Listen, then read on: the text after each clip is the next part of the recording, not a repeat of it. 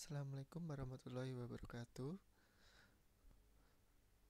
Selamat datang. Kali ini kita akan membahas soal dari buku IFRS Intermediate Accounting edisi 3. Dari buku Kyoso di sini di soal problem nomor 14.8. Yang akan kita bahas adalah soal yang kedua, yaitu Titania Company. Dia menjual bond senilai $400.000 dengan kupon rate-nya 12% pada tanggal 1 Juni 2019. Kemudian pembayaran bunga dilakukan tanggal 1 Desember dan 1 Juni. Kemudian tanggal jatuh tempo bond ini tanggal 1 Juni 2023. Kemudian yield-nya atau suku bunga pasarnya 10%. Kemudian pada tanggal 1 Oktober 2020, Titania buyback membeli kembali 120.000 bondnya dengan membayar 126.000. Ini termasuk accrued interest.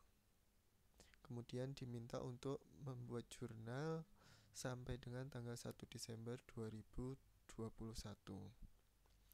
Kemudian di sini instruksinya untuk membuat jurnal yang terkait dari tanggal penjualan sampai dengan tanggal yang diminta, dalam hal ini tanggal 1 Desember 2021.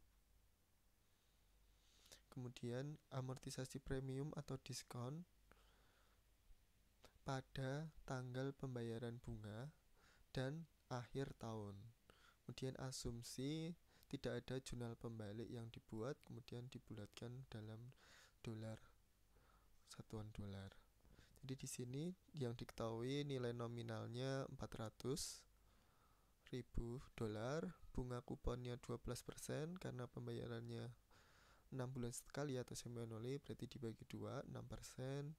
Yield-nya 10% dibagi 2 jadi 5%.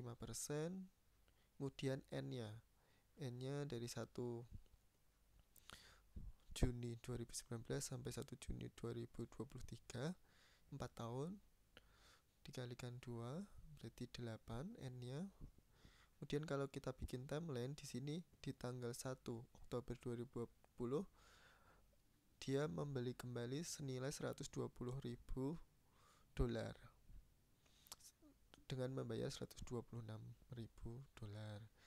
Nah, $120.000 itu setara dengan 30% dari total bond payable yang diterbitkan. 120.000 dibagi 400.000 nilainya 30%. Kemudian yang pertama kita hitung dulu harga jual bond payable. Kita hitung present value pokok ini dengan yield 5%, N 8. Untuk present value bunganya I-nya 5%, N-nya 8. Jadi harga jual bond payable-nya $425.853. Kemudian kita bikin tabel amortisasi. Di sini tabel amortisasinya biasa sampai akhir tahun, nilainya di sini $400.000.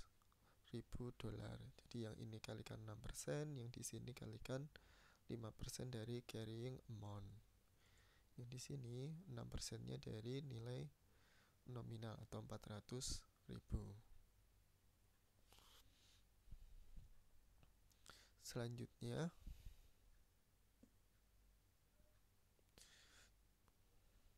untuk jurnal-jurnal terkait berarti di tanggal 1 Juni cash pada bond payable nilainya 425.853 sesuai harga jualnya. Kemudian di tanggal 1 Desember 2019 di sini kita jurnal pembayaran bunga interest expense senilai interest expense di sini dari tabel. Kemudian bond payable nilai amortisasi premiumnya. Kemudian di sini cash yang dibayar. Cash yang dibayar adalah sebesar 24.000.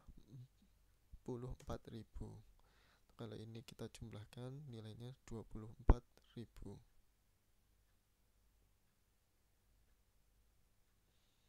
Kemudian di tanggal 31 Desember 2019 di sini kita jurnal penyesuaian atas interest expense. Penyesuaian interest expense dari tanggal 1 Desember 2019 sampai akhir tahun 31 Desember 2019.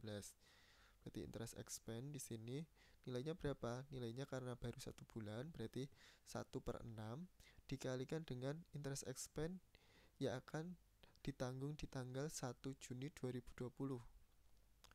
1/6 kalikan nilai ini. Kemudian yang di sini juga sama, 1/6 kali amortisasi premium sampai dengan tanggal 1 Juni 2020. Dan di sini yang dibayarkan juga 1/6 kali 24.000. Jadi ini 1/6-nya di sini. Kemudian di tanggal 1 Juni 2020 di sini asumsinya kan tidak ada jurnal pembalik di awal tahun. Jadi interest payable di sini kita jurnal di sini di debit. Kemudian interest expense. Interest expense-nya nilainya adalah sebesar 5/6. 5/6 dari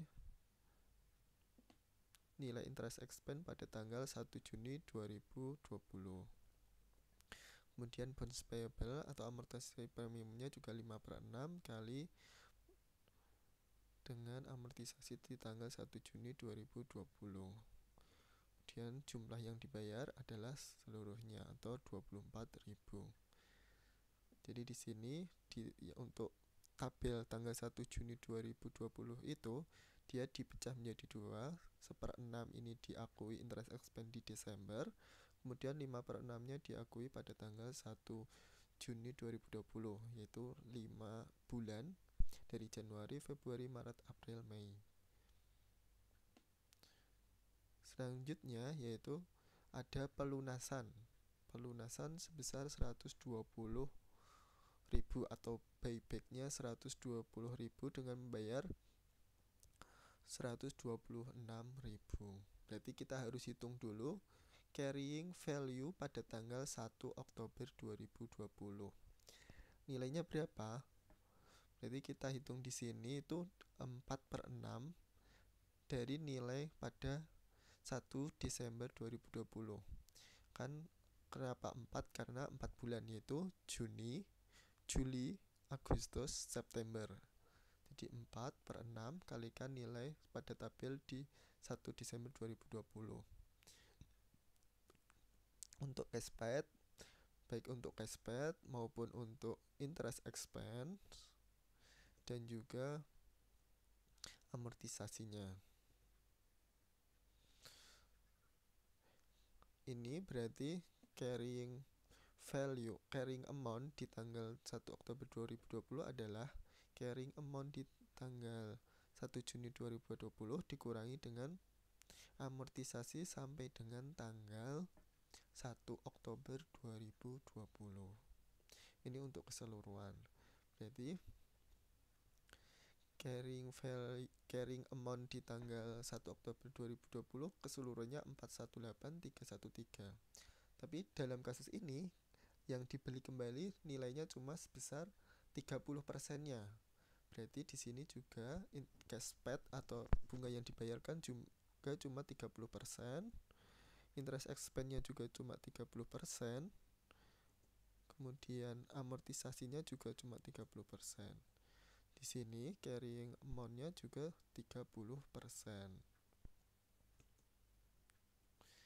Dari sini berarti kita dapat melakukan penjurnalan. Untuk interest expense di sini kita seolah-olah membayar bunga dulu, bunga atas bond payable senilai 120.000,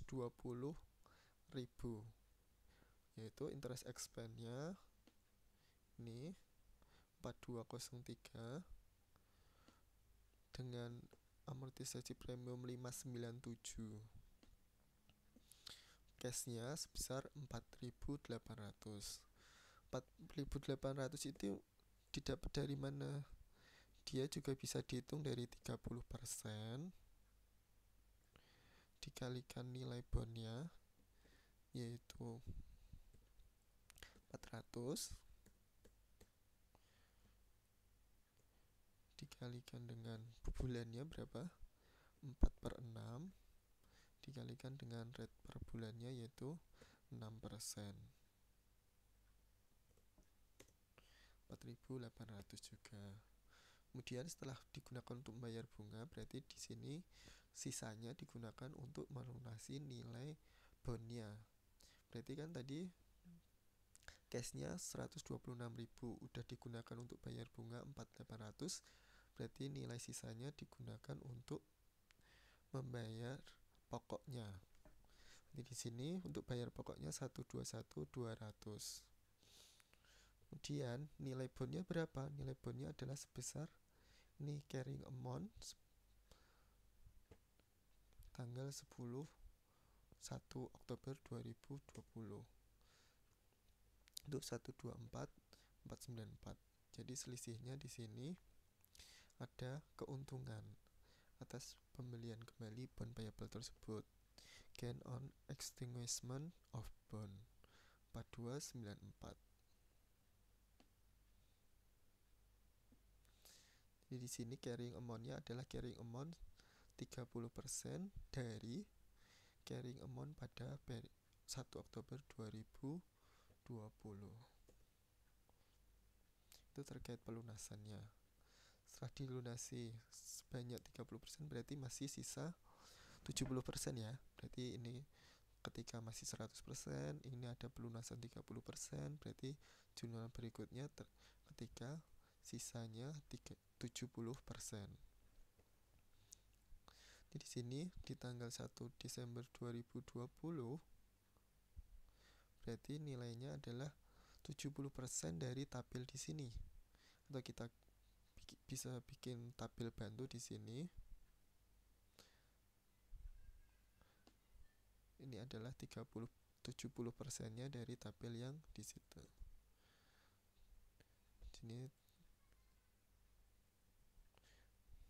Ini adalah nilai 70% dari angka-angka di tabel ini sini. Nah, di sini di tanggal 1 Desember 2020 berarti nilainya adalah 70% dari nilai tanggal 1 Desember 2020. Atau kalau kita pakai 70%, berarti 70% kalikan angka yang ada di sini 1 Desember 2020. Ini kalau misalnya kita nggak buat tabel bantu, hasilnya sama. Dan di sini juga 70% dikalikan di sini.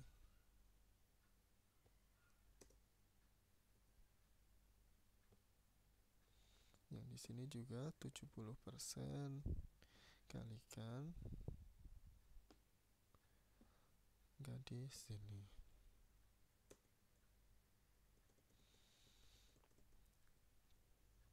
Kemudian di tanggal 31 Desember 2020 di sini berarti sama kayak yang tadi, pakai perbandingan bulan, yaitu 1/6 kali nilai 70% dari tabel. Atau kalau kita mau ubah di sini pakai tabel, berarti kalikan 70% kalikan nilai dari tabelnya, yaitu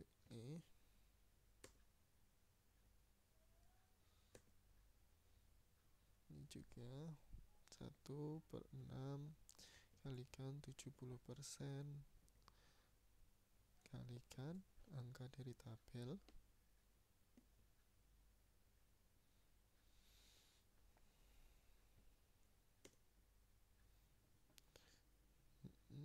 Jadi di sini angkanya juga 1/6 kali 70% kalikan angka dari tabel yang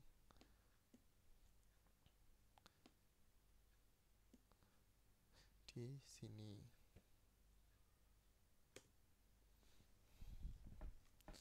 Sama ya. Dan di sini juga ini perbandingan ketika yang 5 bulannya, 5/6 dari Januari sampai Januari, Februari, Maret, April, Mei 2021. Interest payable-nya ini untuk mengakui interest payable yang di tanggal 31 Desember 2020.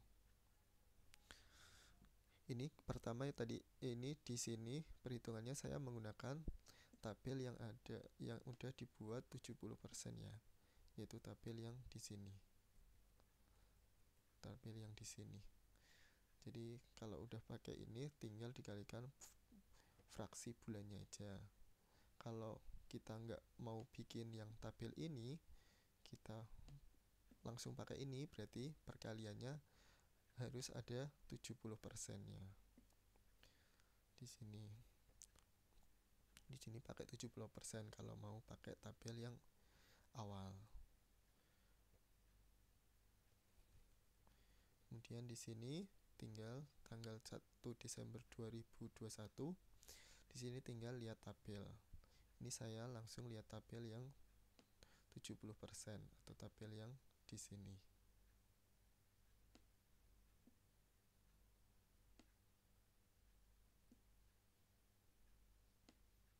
Kalau misalnya mau pakai tabel yang di sini, berarti kita pakainya 70%. Yaitu 70% dikalikan tanggal 1 Desember 2021. Itu Desember 2021 yaitu ini. Ini juga 70% dikalikan amortisasi tanggal ini 1 Desember 2021. Dan yang sini juga 70% kalikan 1 Desember 2021. Ya, hasilnya sama. Demikian pembahasan soal problem 14/8 nomor 2. Semoga bermanfaat. Billahi taufiq wal hidayah. Wassalamualaikum warahmatullahi wabarakatuh.